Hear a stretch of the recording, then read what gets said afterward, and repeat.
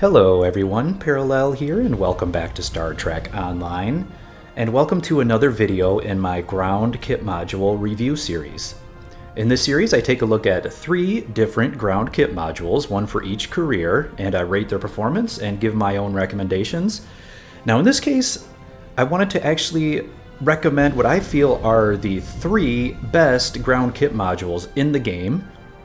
And this is of course based on my own experiences and play style, so these are my 3 favorite kit modules, and your experience may differ of course, and in fact if you do have a different opinion, I would love to hear about it down in the comments below.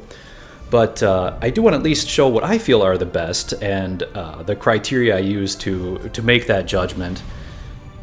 Now, if you're familiar with this series, you probably know I rate all of my kit modules based on 3 main criteria, so basically they're strength or performance, like how much damage they do or much healing they do, also their cooldown time, and then finally their animation time. So those are my 3 criteria, and all of these kit modules that I'll be showing in this video rate very highly in all 3 of those categories. But one other thing I think makes these kit modules excel above many other ones is that they're not quote-unquote situational. These kit modules I've found to be a staple in my builds in almost every situation. They're useful all the time, and they synergize well with, how the class works and how the playstyle is. So that's what I think makes these kit modules excel and why I feel they're among the best. Alright, so I figured this would be a good time to make this video because I'm sure as many of you are aware, the Arena of Sompek event has returned, and this time it is actually not just a weekend event. This time it's actually like a typical 14-day actual reputation project that you have to complete. So you can see here Arena of Sompek, it's running from August 17th through September 7th, and then you have to go in here and complete the actual project. So since this is a ground-based event, right? So this is basically kind of like a survival, a survival type of game mode where you have to fight off waves of ever-increasing difficulty enemies. Last time this came around, it was just for a weekend, but now it's back for basically almost a whole month. Well, not quite a whole month, but this time the reward is going to be a pulse wave weapon, and I'm not actually sure. I have not seen any information on this at all. I have not seen the stats or graphics or anything, so it's a little bit of mystery to me what this weapon actually is, and there's no icon for it or anything, so we'll have to see what that is once the event is complete. But since that event is running, I figured people might want to maybe get some ideas for how to build their ground character and step up their ground game. All these 3 kit modules I will be showing are excellent in the Arena of Sompek event. No, I'm actually not planning to do a separate video on the Arena of Sompek this time around. I actually did a video already of the event when it was just for the weekend event when it came around previously. This time it is actually exactly the same as the previous event. They did fix a few of the little bugs that were very annoying. In particular, one they fixed that I was really happy about is there was a bug that would always make your any of the engineering summons like turrets or mines or anything would always vastly increase the time between waves, and that seems to be fixed. So the waves come very quickly now, and it seems to work much more smoothly. So that's good, at least for this event. They did fix a lot of those issues. Oh, I'm going to change channel here. It looks like someone's over here. So as I'm going through these 3 kit modules, I do want to actually demonstrate them in action. Now, someone over there is doing something, and I'm timing out. So let's start off with tactical. So what do I feel is the best tactical kit module in the game? Now this is actually a very difficult selection because there are some truly excellent tactical kit modules. It is very hard to choose, but I find one that kind of sticks out in my mind as being above all the others. I always use this, and this kit module has kind of replaced the need for a grenade in my build, and I absolutely love it. And it is this module right here. Graviton Spike. So Graviton Spike is absolutely amazing. It does excellent damage. It has an area of effect. It even has a little bit of crowd control mixed in, where it sucks all of the enemies in and knocks them down. So it's very powerful. Crowd control is actually very handy on a tactical character. It also has a very fast activation time. It's almost instantaneous, and it has a reasonably short cooldown time. So, I mean, this really excels in all areas. It has excellent damage, crowd control. It's just an all-around excellent kit module. Now, to get your hands on this kit module, this is actually, you have to get this from the Risa Summer event. So, if you've ever participated in any of the Risa Summer events, you can always come back to your event reputation tab and go to the store, and you can actually pick up that kit module here for lol not favors. But that's the thing, is you can only get those lol not favors during the event. So let's see if I can find it. There it is, Graviton Spike. And recently they also made it so you can give it to your bridge officers, which it also is very excellent on bridge officers. So I'd highly recommend it for that as well. So let's see if I can change channels here and actually show you the Graviton Spike in action. But yes, the nice thing about Graviton Spike is that it is actually a weapon buff. It's not a grenade in the traditional sense, even though it has an area of effect. So it actually will cast instantly and put a buff on you, and then it will enhance your next weapon shot. So that right there makes it great, because one of the annoying things about grenades in this game, even though they can be quite effective, is that they have a very long animation.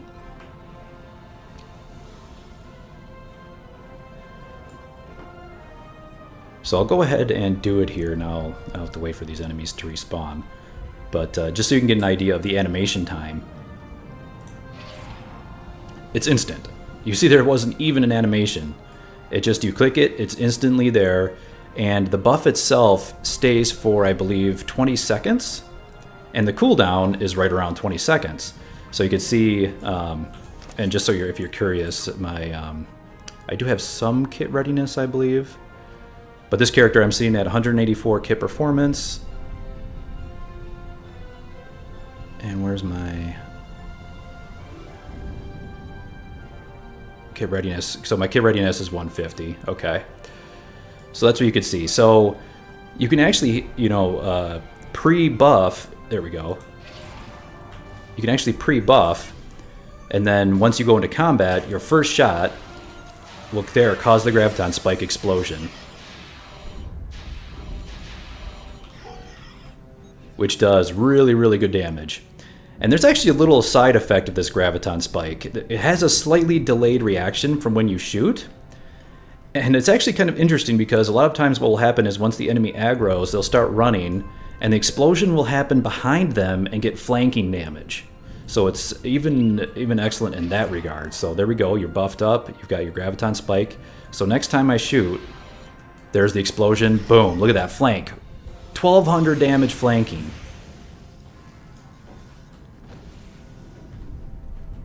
So it does absolutely amazing damage. It has a pretty short cooldown, like 20 seconds cooldown with 150 kit readiness.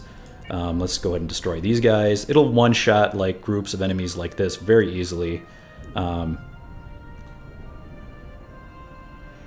fact, I'm going to go ahead and like buff everything up here so you can see like just the maximum damage it can do. Let's go ahead and do that, and then let's do that. There we go. Crit for 2,500, 1,700, and a few other ones. So there you go. I thought I put you guys on passive, but maybe I changed zones. So there you go, guys. That is Graviton Spike. It is absolutely amazing. Incredible damage, short cooldown time, instant animation time, and in my opinion has pretty much replaced grenades pretty much forever on my tactical characters. I use this on all my tactical characters, and highly, highly recommend it. Alright, so there's for tactical characters. Let's take a look at, how about let's do science next. Alright, so I'll switch over to my science character here. Science was also a little bit difficult because I had two top contenders, and you might be a little bit surprised by which one I chose. Let's go ahead and use gambling device.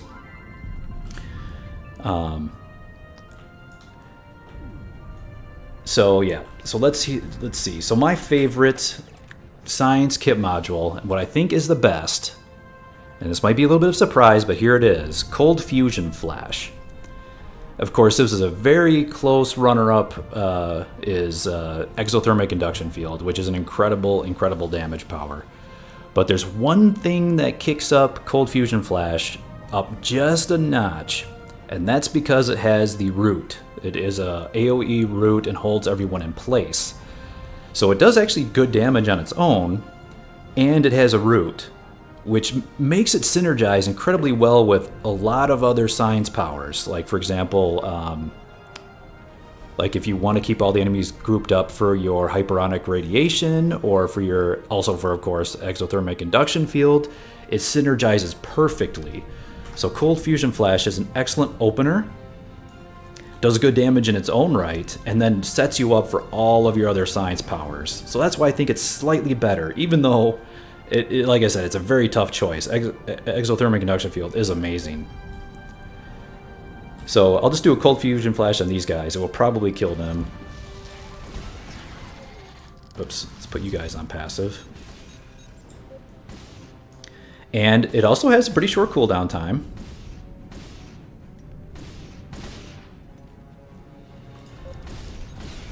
I'll look at it again when it comes up here. The cooldown time is actually very similar to Exothermic Induction Field, so you can use them both together.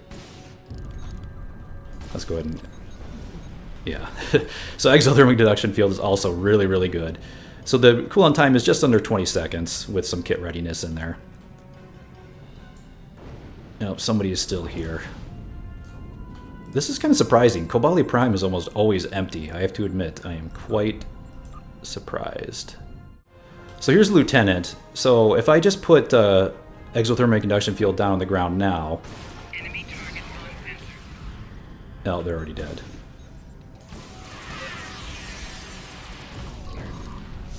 So let's put on a Cold Fusion Flash. They're dead. I mean, you can see it's doing 600 to 800 crits. Which again is slightly less than Exothermic Induction Field, but it is still very good. What I'd like to show is, yeah, see, these guys are so wimpy, they're just going to die from one hit anyway. But you see, there they go. They try to run out, and sometimes they'll make it out and survive. And if you lock them all down with Cold Fusion Flash first, it will, keep them in place and will allow, Exothermic Induction Field to do its full damage, which is very substantial. Here we go. Okay. So let's do that. Let's just get rid of these guys here real quick. Yeah, so you can see Endothermic Induction Field, or Exothermic Induction Field, does have a very good initial damage and damage over time. All right, so here is what I was thinking. So, for example, tougher NPCs like this guy, the tech officer, if you just use Exothermic Induction Field on them, they will run out of it and they'll still be alive. But if you combine the two, if you do Cold Fusion Flash and then Exothermic, boom, they're dead. They're not going anywhere. It just melts them instantly. It's really pretty amazing. Here we go. So yeah, this is perfect. Now I can actually demonstrate this. So wait for these to cool down again. Cold Fusion Flash cooldown is slightly longer than Exothermic, but the same thing, I can lock them down and then burn them to death. It works so well.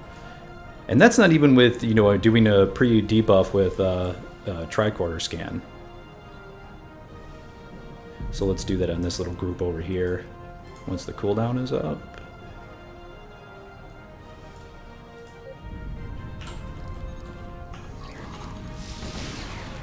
So there you go. It's an amazing combination. Like I said, I give the edge to Cold Infusion Flash because of that root and the fact that it enables all of your other science powers. Because a lot of your other science powers, again, make all the enemies run away, and Cold Fusion Flash keeps them all in place, and you can just stack them up. Even with really tough enemies, if you lock them down, then do an Exothermic, then do a Hyperonic Radiation, and debuff them with your sensor scan, they're just going to melt. They're going to be destroyed. So that is Cold Fusion Flash. Let's go ahead. Oh, and just to mention how to get Cold Fusion Flash, it is actually a lockbox trait. But don't worry too much. The ground lockbox trades are usually quite affordable, so you just go onto the exchange, and you should be able to find them without any problem. And also, Cold Fusion Flash is available as a bridge officer power, which is also very nice because even if you just make it as a rank 1 ensign power, it still has that root. So you can have your science bridge officers going around rooting enemies in place, which is also very, very helpful. So, yep, highly recommend that. So let's head over and check out engineering. Now, this one is a bit of an oldie but a goodie. There's no secret surprise here. This one's been around forever, but is still a staple of any engineering build, and that is going to be Chroniton Mine Barrier. This is still an amazing power. It still has an incredibly short cooldown time, does amazing damage, and it does have a slightly longer animation time than the other ones, but it's not as bad as like putting down a turret or something along those lines. So it still has a pretty fast animation time. You can actually get this ultra rare version from the Fleet Spire. So if you have fleet credits, you can get the ultra rare version from there. Yeah, so you could see it is, this also does, does excellent damage. It does have a little bit of a debuff with the run speed.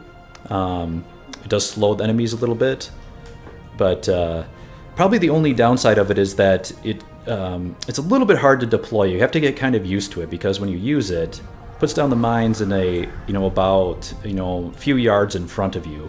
So you do have to be pretty close to the enemy. Let's go ahead and do that. So you do have to be pretty close to the enemy to actually get the most effectiveness out of it. Now, these were actually nerfed at one point to increase the arming time, so they have to be on the ground for a while before they will actually arm. So there you go. So it is a little bit hard to use on the enemies. It used to be like as soon as they'd beam in, they would detonate, but that's not the case anymore. So you can see, boom, burst damage takes them down. And the cooldown is just so short. It's like 12 seconds. And then boom, he's dead.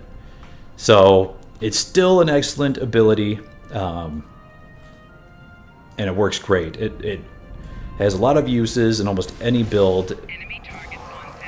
That low cooldown time means you can, even in like Arena of Sompek, it's very, there you go, boom, all dead. Even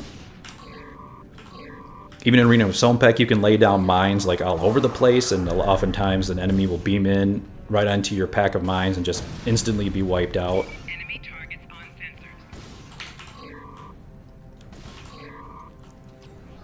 But you do have to get used to them with your playstyle. You have to kind of judge, exactly how far away from the enemy you should be using. Let's see, there you go, 1k crit. So not bad. Let's see if we can do this guy.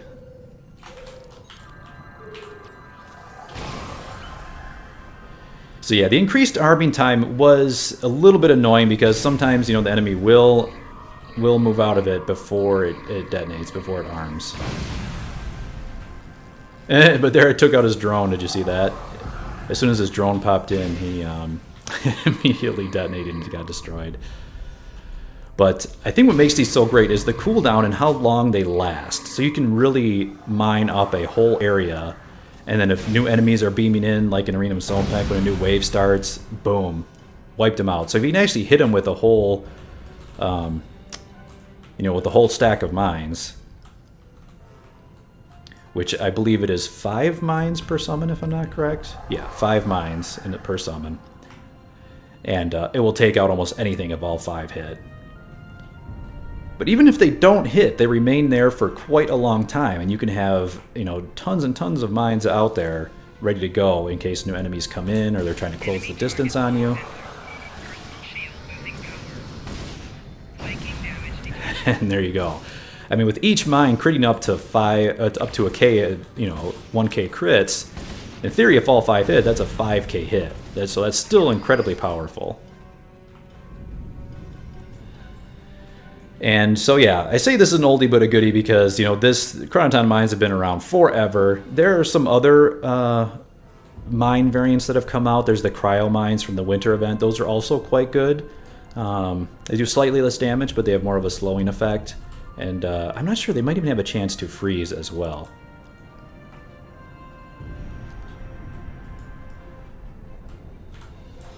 But yeah, that pretty much covers it. So those are my 3 favorite kit modules in the entire game for all 3 careers. So that was Graviton Spike for Tactical, Cold Fusion Flash for Science, and then Chroniton Mines for Engineering. Like I said, there were some very close runner-ups there. There are a lot of good kit modules available, but I find that these 3, I just use them on every build. They're good in almost every situation, and if you're looking for some good modules to use in the Arena of Sompek, you can't go wrong with these 3. They'll get you very far and will serve you well. But like I said, this is just my opinion. I'm very curious to see if there are some other great kit modules out there that other people could recommend that may be even better than these that I may have missed. So feel free to share in the comments what you think are the best. But otherwise, I believe that is it for now. Thank you very much for watching, everyone. Bye for now.